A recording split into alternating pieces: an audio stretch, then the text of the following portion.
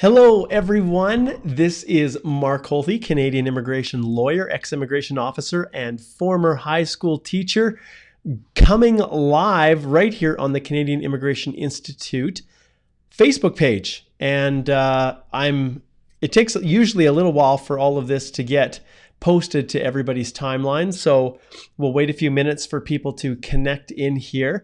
I'm starting about 15 minutes late. I apologize.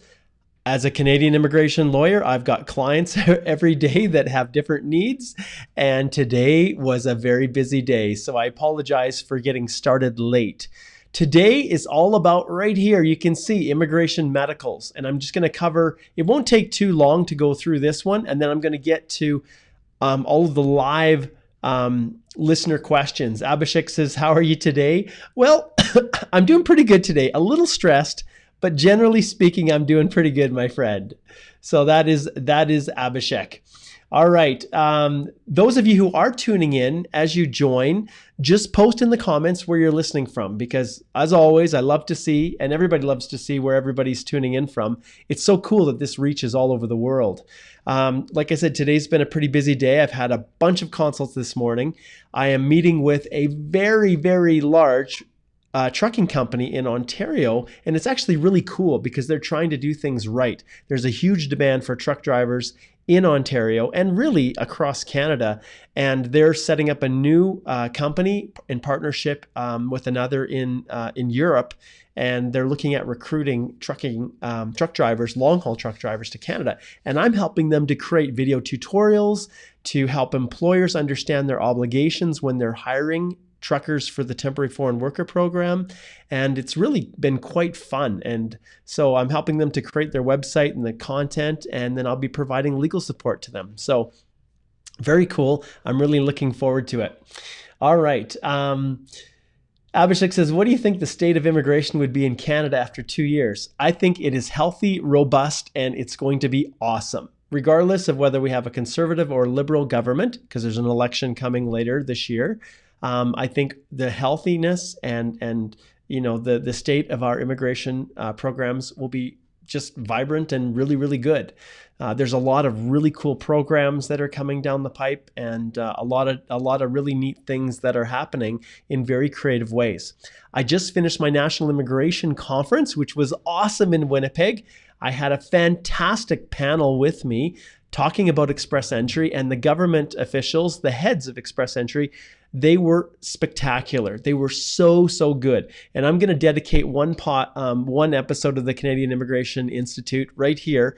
I'm not going to call it EE Live Q&A because it's going to be more, well, in a way it is kind of Q&A, but I'm going to share with you guys a lot of the questions that were asked by lawyers that really don't have good answers. And we proposed a whole bunch of questions.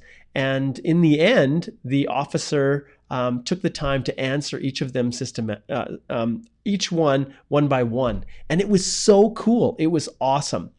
All right, so what I'm doing now, Stephanie is actually, you can see right here, stephanie@stringham.ca. Those of you, I don't think we had any questions specifically about immigration medicals. And so a lot of you are sending in questions that don't relate specifically to the topic that we're covering. And the written ones that are sent in, those ones that relate to our topic here of immigration medicals, I answer those.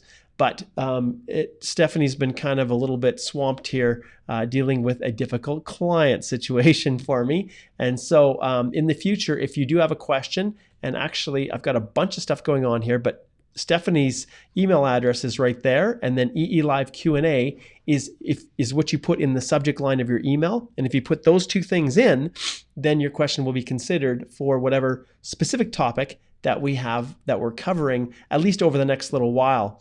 And on that note, I'm just going to drag in here that's over top. And you can see today is immigration medicals, which is June the 6th. Next week is proof of funds, which should be a really, really good topic because that tends to be one of the more painful aspects of Express Entry. So next week it'll be proof of funds. So if you have a question about proof of funds, you can easily take that and email Stephanie@stringham.ca right here, this one, and put EE Live Q&A in the subject line, and then that question may just be considered for next week's EE Live Q&A. All right. So just to remind those who are piling in a little bit later here, just give me 1 second. Hey, Stephanie, how are you doing? Did you survive? Yeah.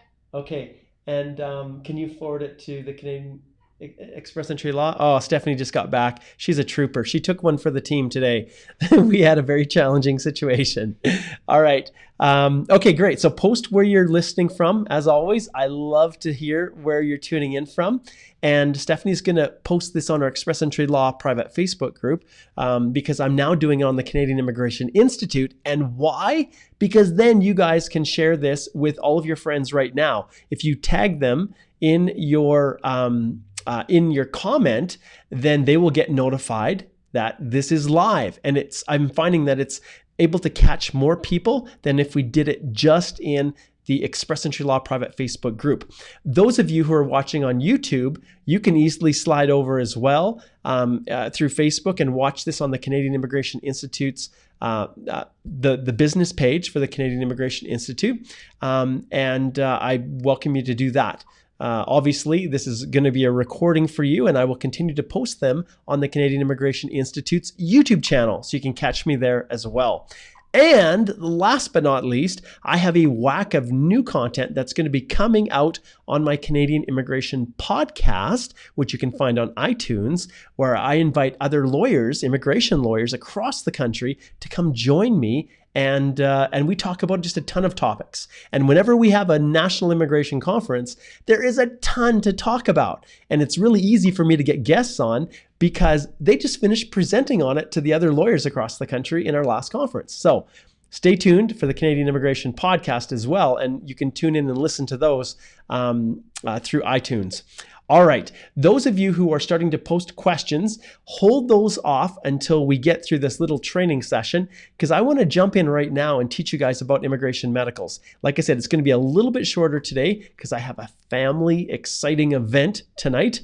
We're getting together, and us members of the Church of Jesus Christ of Latter-day Saints, commonly known as Mormons, we have temples all over the world. And tonight is our family temple night. So we are headed out about an hour from Lethbridge here, out to Cardston, a small little town where a beautiful temple is. And we're going to spend an awesome evening with our family there tonight. So I have to end this by 400%. So I won't be able to go into overtime today. But let's get right into it so we're not wasting any time.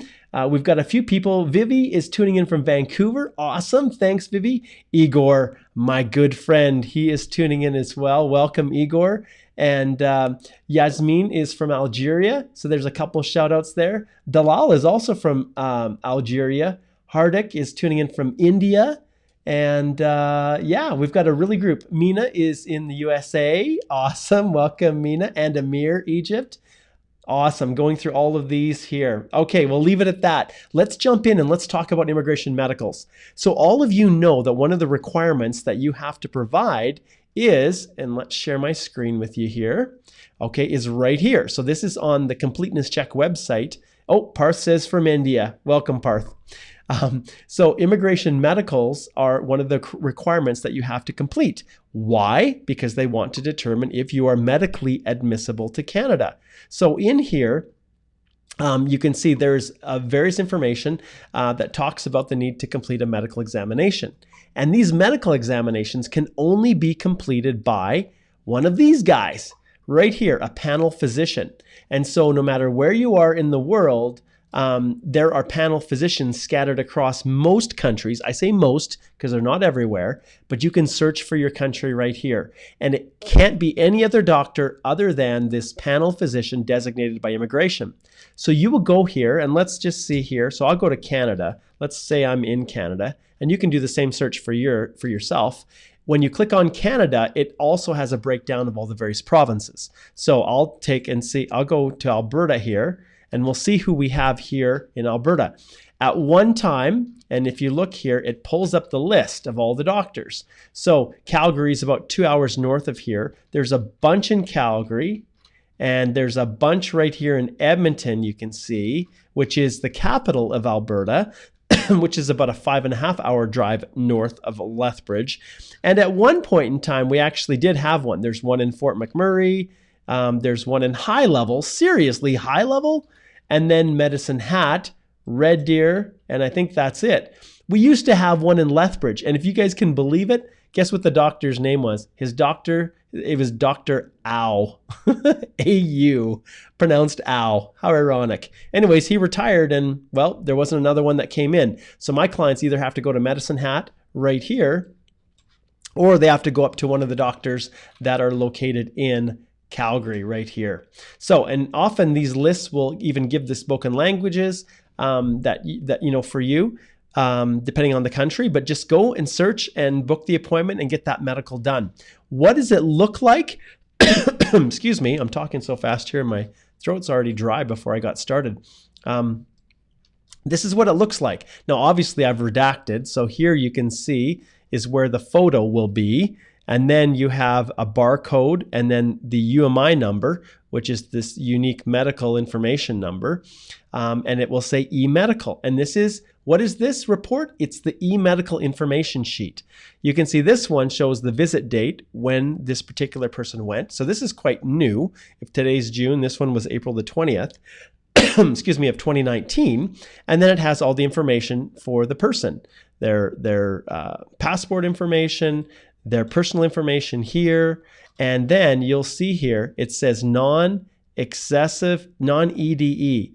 What this means is, and we'll get into this in just a second, all of your medicals should be at least non-EDE. Often they will come up here, upfront medical as a worker, but that's not always the case. The key though is that it says non-EDE, and EDE means excessive demand exempt.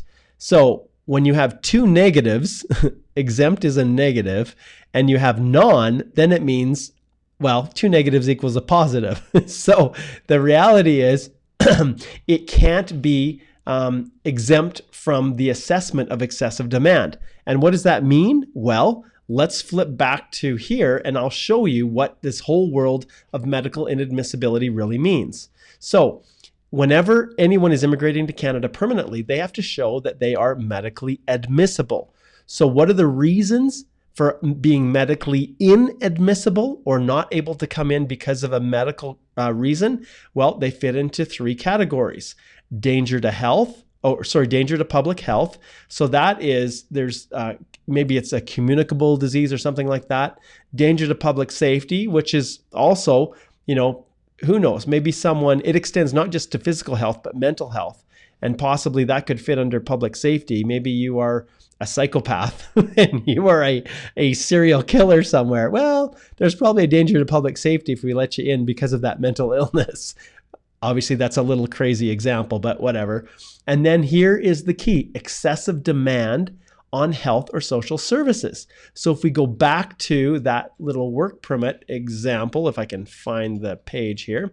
So if we go back to the work permit and you can see here, non-EDE, that basically means that this medical does assess to determine whether or not if you were admitted into Canada, your medical condition or whatever your health issue is would cause excessive demand on Canadian health or social services. And that's really what it comes down to, right? So just to go into a little bit more depth, public health, you can see whether you may have certain infectious diseases, TB or tuberculosis, or some of these sexually transmitted diseases often are one of the factors that could potentially make you inadmissible. Danger to public safety is, you can see here, unpredictable or violent behavior. So that's kind of one of the examples, but the one that usually gets people is this: excessive demand on health or social services. And so they can refuse your application if they believe that your health condition might cause an excessive demand. And then obviously the decision is based on the results of your immigration medical. And if there is a question of whether or not you may be medically inadmissible, you're often given an opportunity through a fairness letter to address why you feel you should not be. And with that being said, I'm going to go in here and I'm going to type in Canadian Immigration Podcast, and then I'm going to type in medical inadmissibility. And that will take me, if I'm correct, right here. Let's see. Yes. Okay, so this was an awesome podcast I did with Mario Bellissimo. Now it's changed a little bit since the rules were modified, but this one right here is a great explanation, and I'm going to put it right into our into the comment section here. This right here is a great little podcast that I did with Mario, and all you have to do is just click on, and here's Mario Bellissimo. Some of you may know Bellissimo Law Group out in Ontario, but he really brought it. He did an awesome podcast with me where we talked about the ins and outs of medical inadmissibility, and Mario really is a guru for that. And so you can watch it here, or like I said, you can go to iTunes and you can subscribe as well. All right, so I'll just point that out. Now back to this issue of medical inadmissibility. So you can see here your condition is considered to cause an excessive demand if the health or social services needed to treat your health condition would negatively affect wait times for services in Canada. So let's say you needed a hip replacement. Well, if you're coming in, that could cause other Canadians to have to wait longer to get their hips replaced. So that could make you inadmissible. Or the services needed to treat and manage your health condition would likely cost more than the excessive demand cost threshold. And then you can see over here on the right, it talks a little bit more about this, and you can take your time and you can read through this if you think you have a medical condition. But basically the cost threshold right here under the temporary public policy is $102,585 over 5 years, or $20,517 per year. And so you can see how things are calculated. So that's just to give you a little bit of an overview what these medicals are all about and how you could potentially be found medically inadmissible and not be able to immigrate to Canada. So remember, the 3 areas really that you could be found medically inadmissible are danger to the public, danger to public safety, or the most common, excessive demand on health or social services. And when we talk about health, yeah, that's the hip replacement. But when we talk about social services, in the past, it used to be an issue if you, say, had a child that had maybe autism or a learning disability or some developmental delay. Sometimes those could then require more social services. Maybe if they're in school, a special teacher aide that would need to be placed with your child. And remember, in Canada, everybody is treated equally. If you're in the public system and your child needs extra support, then the school, through a process of evaluation and a needs assessment, will then provide an aid to your child. And I know that because I was a teacher before I became an immigration lawyer. And when it comes to social services, that's where there was a lot of contention. And because of some of the injustices that were caused in the past because of this rule, let's say you had a child that was suffering from Down syndrome or some other condition like that. Well, if you look at these cost thresholds, they used to be actually quite a bit less. And so now they've increased it, which gives a lot of families, the ability to still stay under that. But also another thing built into the legislation, and you'll probably hear about it in the podcast with Mario. I think we talked about it in there, is that families do have the ability to provide other evidence on how they would not be considered an excessive demand because of their own ability to cover their own support privately. All right, so that's kind of the ins and outs of medical inadmissibility. I think I've covered most of it.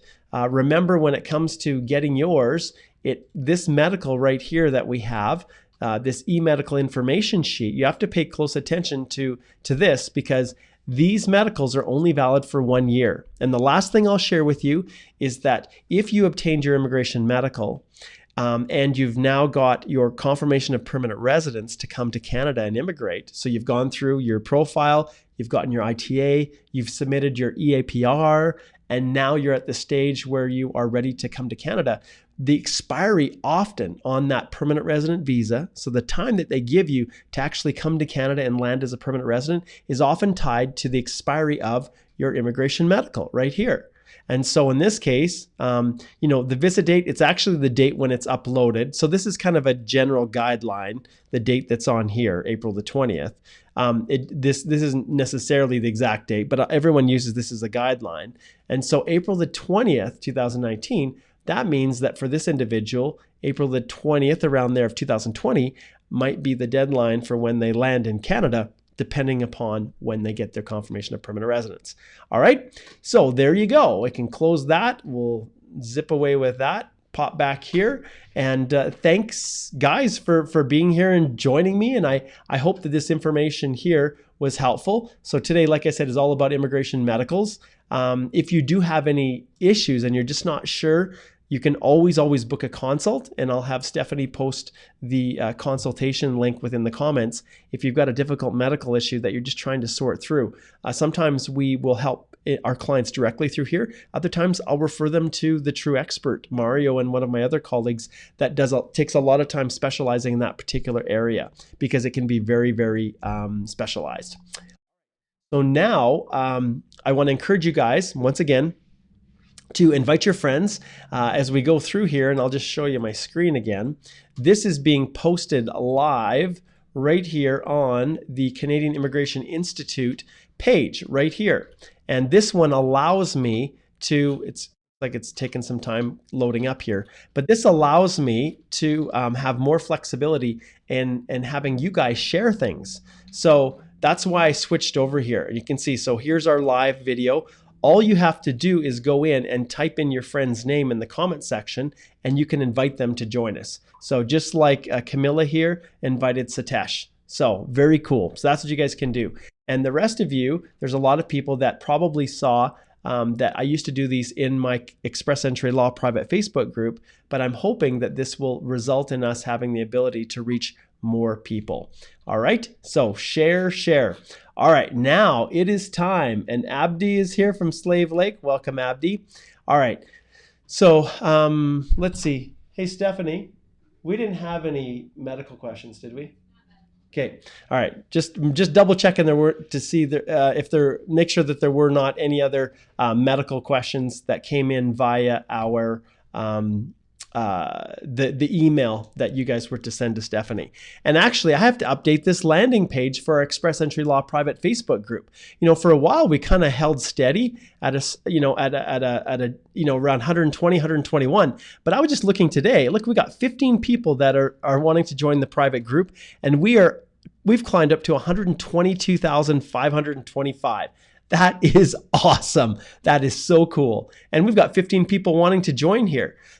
So for those of you who are watching this on the Canadian Immigration Institute page, if you're watching it live and you've applied to become a member of our Express Entry Law group, and your invitation, your request to be joined is not accepted, well, there's probably a few reasons. So if you've been invited by someone like Shivam invited Narinder, I will approve that, even though Narinder hasn't answered any of the questions. So I will approve it.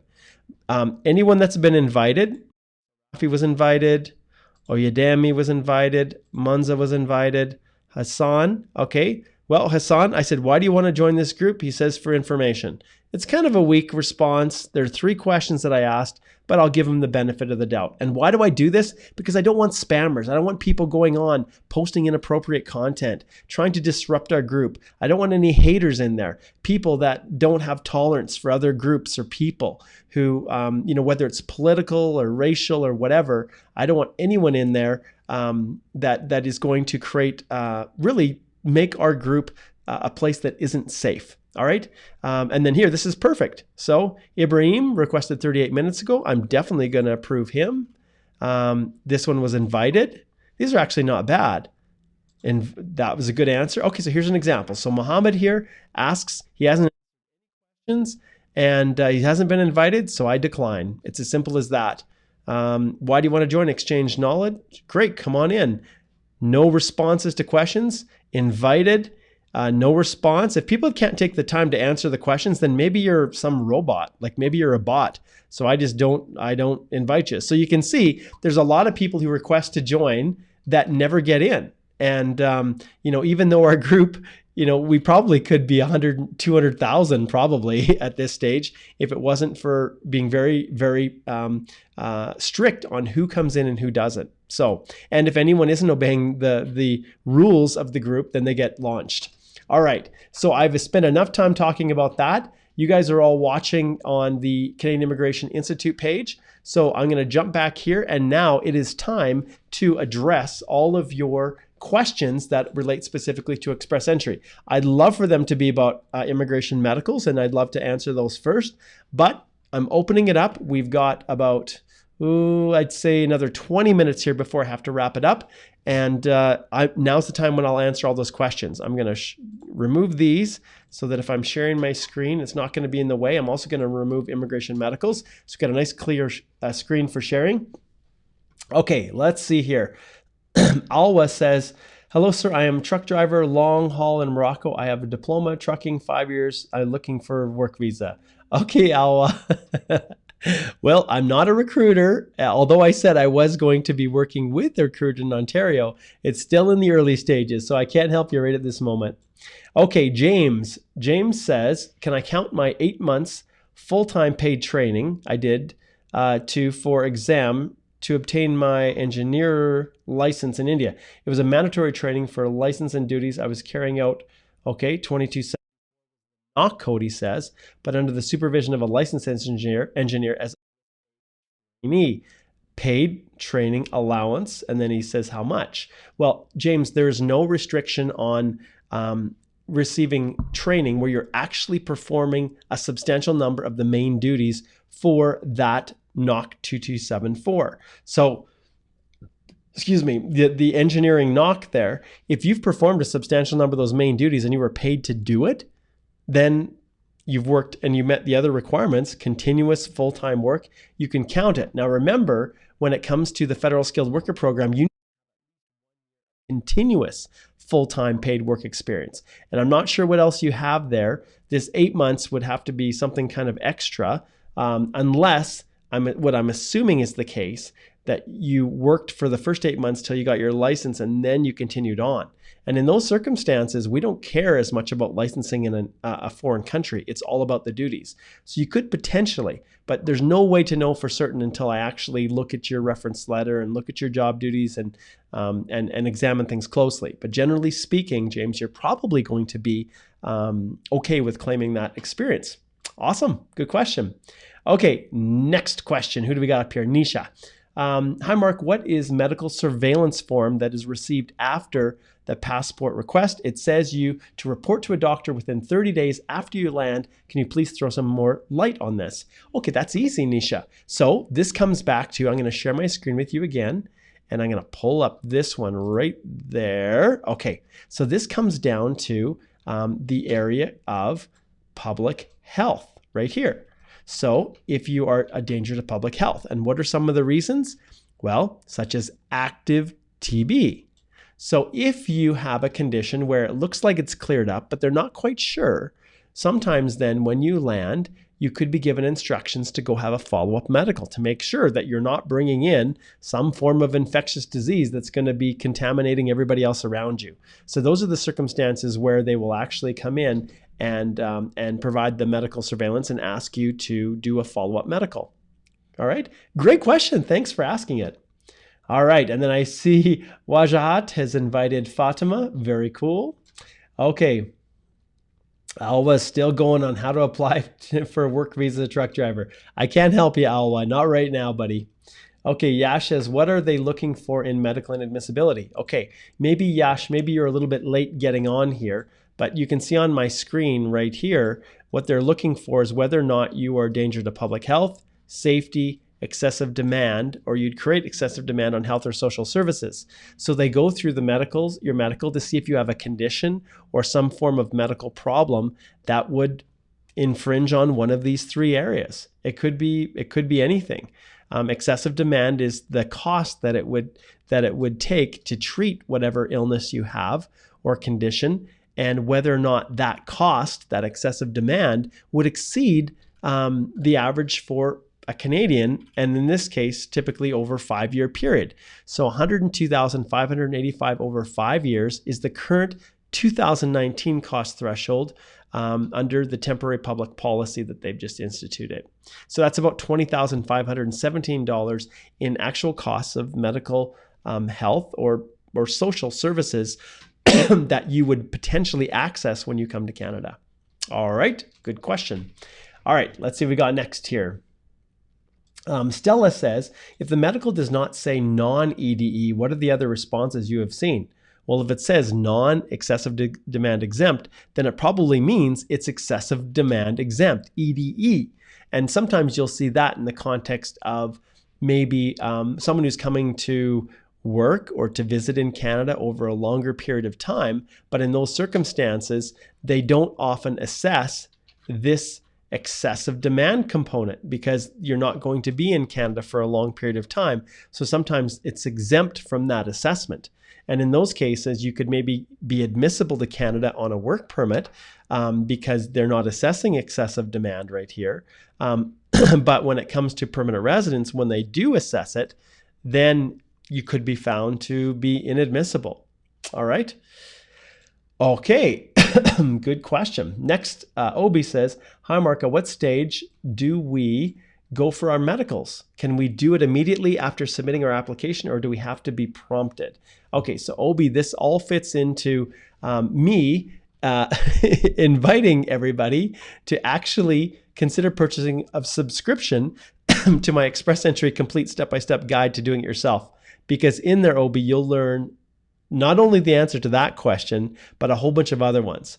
But I will tell you, when it comes to immigration medicals, they are actually up front. So if you're applying for Express Entry, you actually have to obtain your immigration medical in advance and then submit this form that I was sharing with other people. Let's see if I still have, I closed it out. I can't find it, but we'll go back here. So when you're going through here, you'll see, and this is the Completeness Check website. And I think for your purposes, I will copy this. Wow, it's doing all kinds of things on my screen here. All I want to do is copy it. I guess it's so big. I guess it's such a big link. I'll put it in the link, OB for you. So if you just scroll down, this is the Completeness Check site. And in here, you'll see that it actually gives you instructions on what you need to do. So you click on this link here. It takes you here and it says who can do your medical, when to get your medical. But this is essentially how it works. So panel physicians, instructions. When you submit your application, it covers all these different things. But if you go here, and we'll just scroll back here, this is the link to the panel physicians, and this is where you go. And when you do, we'll take, for example, these ones, there's always a phone number, and in your country, wherever your panel physician is, there'll be contact information, and you just go to their website or you contact them directly by phone, and they'll tell you specifically what you need to bring with you, and then you get that medical done up front. And then, let's see if I can find it here. I got a bunch of stuff going on. I'm going to stop sharing my screen just for a second. I think some of you may have jumped on just a little bit later. Let's see if I can find it. I have a nice group of documents, and actually it would be kind of fun to show you guys. Check this out. I'll show you my screen here. Do you see all these documents here? I have a folder right here that's called EE DIY Guide Redacted Samples. And so I have samples of just about every type of document that people would need for the purposes of Express Entry. And I share those on the EE DIY Guide for people so they can see and make sure that they've got the right one. So I'm going to open up e-medical information, and this is what it is right here. So this is an example of an e-medical information sheet for a client. This one was back in November, but essentially this is what it is. So you're going to get this back from the doctor, and this is what you're going to upload. Okay? All right, good question. Let's jump back here. We'll keep going down. Good question, Obi. Wajat says, can you please highlight on someone having diabetes and taking insulin for treatment? Can it be counted under high social cost? That's a great question. And it's one that's impossible for me to answer because everybody's diabetes is at different stages and different levels. Now, ultimately, the assessment will come down to the drugs and everything that you're using. And I can't say yes or no at all right now, whether or not that would be considered excessive demand. because there's a lot of different things when it comes to insulin and other things like that. There's a whole calculation of the costs of the medication and treatment. And so every person is assessed on a case-by-case basis, and I wouldn't be able to specifically let you know yay or nay. But ultimately, there's only one way you know, and that's by going to get your immigration medical and then proceeding forward with your permanent resident application. And if they have any issues, they will then send you a fairness letter, which states, we believe that the cost of treating your condition would be X dollars over this period of time. We believe that this could make you inadmissible from Canada for excessive demand. Please provide your response as to why you may feel otherwise. And that's how it works. Okay. Bipasha says, done with second time medical this February, as first one got expired. Yes, that happens. Still showing background check processing, but profile shows medical passed. So sir, if passport request is received, will it be before the expiry of the second medical date? I got an ITA long ago, and GCMS shows some interview is on queue about US stay visa that we have in our passport. Okay, you got a lot going on there, Bipasha. The reality is your immigration medical, like I said, will often dictate, once you get your passport request, the validity on that visa, that permanent resident visa that's in your passport, is often tied to the expiry of your medical, which you very well know is 1 year.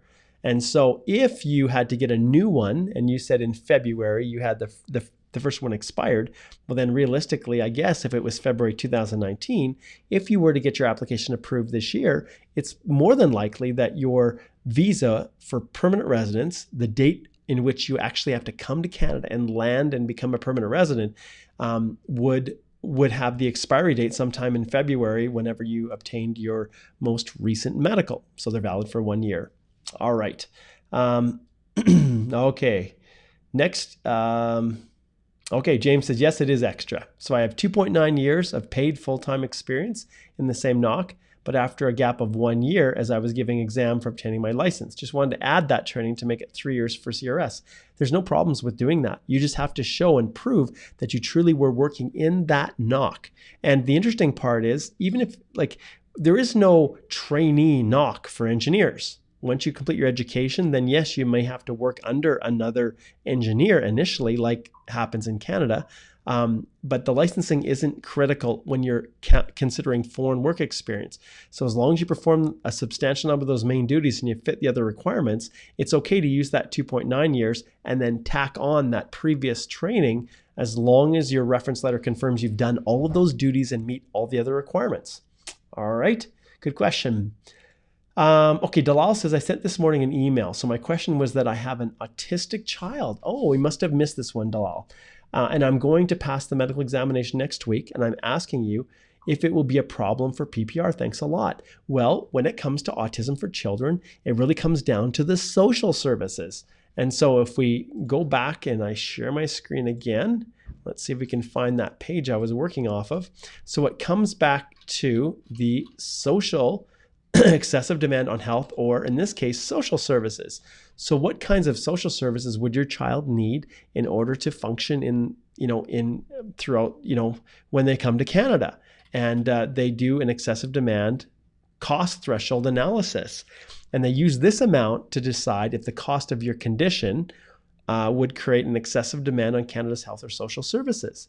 And then there was a policy where they basically increase the minimum 3 times what it used to be, which is really, really helpful for people exactly in your situation, Dalal. So ultimately, when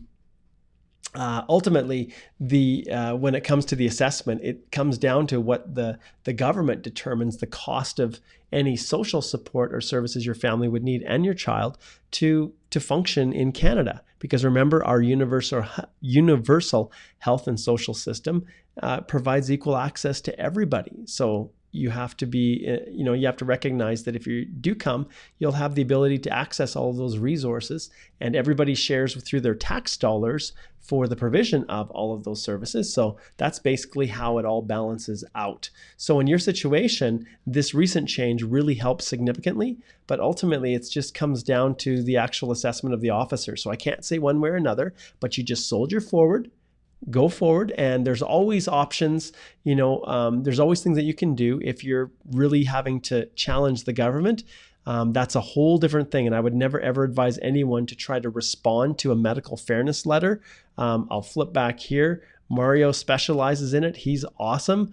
And I can tell you that if you do receive a fairness letter, and this is the top 5 considerations in responding to fairness letters, that's what Mario, the topic was. I'd actually encourage you, Dalal, to watch that one. This is a huge, complicated issue, and you do not want to tackle it lightly because it can mean the difference between immigrating and not. All right, good question. Okay, Parth says, in India, there's a specific slab for filing income tax returns for everyone. Wow, this is a long question, Parth. Okay, let's see what we can do. Suppose anyone earning $1,500 is not asked to file a return, and majorly nobody does who falls under the slab. Okay, that's fair. Sometimes in Canada, we do the same thing. So you were always under the slab, you said, so your income was always under that minimum amount. Of course, you were paid in cash. You did file a return in 2017 to 18 recently, and you'll file for 2018 to 19. So question is, do I need to upload income tax returns straight away with reference letter and pay stubs, or I should wait for a CIC to ask? Well, if you have them, I always include them. It doesn't hurt. That's my one short answer. The next one is, and I'm actually going to stop sharing my screen here. The next one is, since I filed income tax for both the years 2019 for proving cash salary, can this have a negative impact on visa officer? No. You explain in a letter of explanation, and you need to make sure that you explain this clearly and concisely, why you don't have tax filings, your income tax filings for the previous years. And in your case, your answer would be, I was below this minimum 1,500 currency slab that would require to pay taxes. So that's kind of where it goes. All right. Okay. Nisha says, in our online profile, after a final decision says approved, at the bottom under documents, it says counterfoil. Is that how it's supposed to be? I'm not quite sure what you're asking. I think maybe, I'm not sure, Nisha, exactly what you're asking there. A counterfoil is the actual visa that's imprinted in your passport, but I'm not quite sure what you're asking there. Okay, Yash says, very informative, thanks. Currently waiting for medical request. My timeline is April the 9th, AOR, May 16th, no updates after. Awesome. Atlantic AISP. Awesome. Okay, that's the AISP program. Gotcha. All right. And Mina says, does a child with autism or ADHD automatically assigned an aide in classroom in Canada? In US, my son has an aide in his class, but she is for everyone, not just him. And that's exactly the reality. If you need to have an aide that's assigned directly to you, well, that's based on the needs assessment done by that particular school and the learning plan or support plan developed for your child. If your child only needs a part of that aid, then you're only responsible for a portion of it. If there's 5 children using that aid in the class, well, then you're responsible for 1/5 of that person's salary. Now, I'm saying responsible, but you obviously don't pay for that. But if they were to do an excessive demand assessment, then the reality is it will take that into consideration, that your proportion of it is only prorated based on the actual time used by that assistant. Good question. Okay, Obi says, I bought the step-by-step guide already, just haven't got to that stage. Thanks. Hey, no problem at all, Obi.